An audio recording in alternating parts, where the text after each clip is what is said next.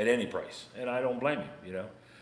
I just don't understand why people on Facebook Marketplace think that they have the, I don't know, why do they do that? It's definitely, communicate. You have to communicate on Marketplace, whether it be through text messages, whether it be through, call the guy up. KJ actually had been trying to call the kid, and he never called him back. So, second strike. KJ's not going to give him a third one. There's no way.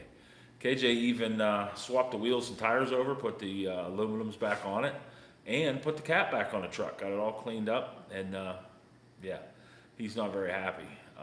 And like I said, there's no way he's going to sell that truck to that kid at this point.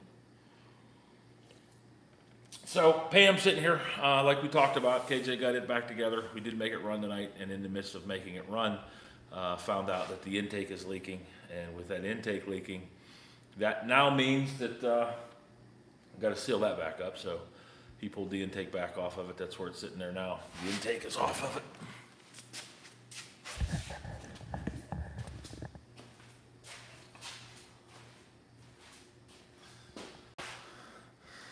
It was leaking in that far back left-hand corner, all the way back there. Just leaking right out onto the ground. The intake is over here. And this will be the third time this intake's off of this engine. There it is there, nothing real special. Just got to get it all sealed up and put back on there. I didn't do anything to the Bronco tonight, but since I got the camera here in my hand, I'll show you guys what I was doing yesterday. And this bracket, this battery box was sitting in here at an angle, and the battery is trying to fall out of it, so I had to shorten this tie rod up. Here's another one. This is actually the same one.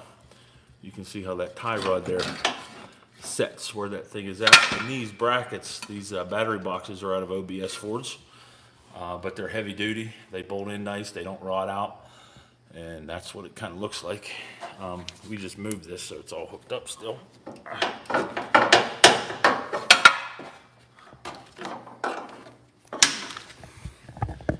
Bear with me.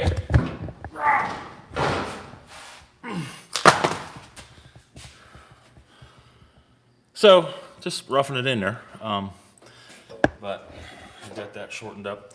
Now I'm working on a bracket that's going to go down in here.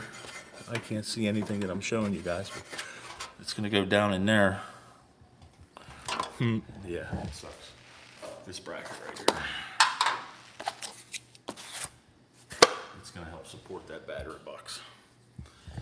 But if you saw the video there on Sunday, I think it was Sunday, I showed everybody a little bit of what's going on, and this is what I did here. That's going to be the box that everything mounts in and on.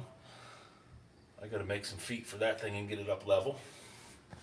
There's that center console again. Everybody's up in arms over that, thinking that it's going to be too big, but it's actually not as big as you think it is. I like it. So yeah, that's all I wanted to share with you guys tonight, what we got going on. I did make a short up tonight of KJ sitting up there on the cow after he pulled that intake out of there. And I don't know, just one of them things you got to deal with when you're working on this junk. He told me today, he actually posted up, or didn't post up, we were messaging back and forth that he was done. I told him to take a chill pill. He took a little nap. I think he feels better now, but it's just one of those things you got to deal with.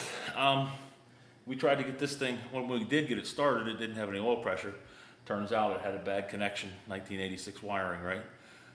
So we did fix that. Well, we didn't fix it, we figured it out. I have to fix that, probably gonna have to get a engine wiring harness for it to get that all sorted and fixed. But again, it's a 1986, you gotta expect this kind of thing. I'm going to have to figure out a way that I can communicate with you guys, whoever's watching. I see I do have 2 watchers right now. We're going to have to figure out a way that we can communicate so I can see if you're asking me questions. I don't know if I can do that here now, or if you're saying anything. Yeah, I don't see. Let's see.